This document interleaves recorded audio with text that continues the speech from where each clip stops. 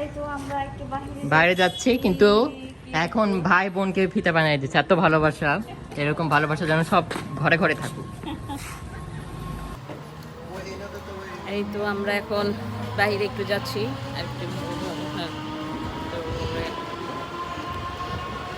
রঙ্গনের বাসার থেকে একটুখানি রিক্সা নিয়ে যাচ্ছি বাটার মোড়।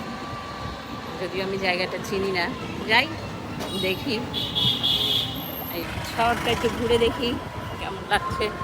ভালোই লাগছে, সুন্দর পরিষ্কার পরিচ্ছন্ন রাজশাহীর এই শহরের রাস্তা অনেক সুন্দর, বাড়িঘর, আর বাতাসটা অনেক সুন্দর। যদিও অনেক গরম, তারপরেও ভালো লাগতেছে বাতাসটা, এই আর কি।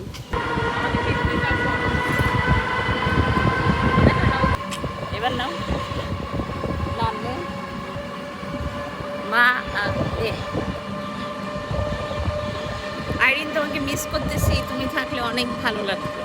আর তিনজন, তাই না?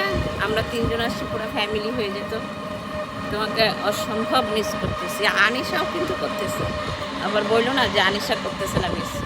আনিশা একটু পরপরই বলতেছে আইরিন আপু আসলে অনেক ভালো লাগতো, আইরিন আপু আসলে অনেক মজা লাগতো। বুঝতে পারছো?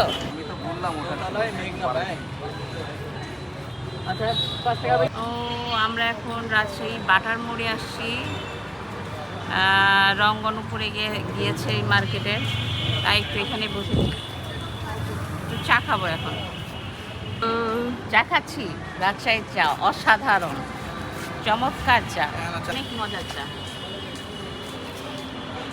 আপনারা এরকম চা খাইলে রাজশাহীতে চলে আসেন। আমার ঢাকার চাটা আমার কাছে এত ভালো লাগে না।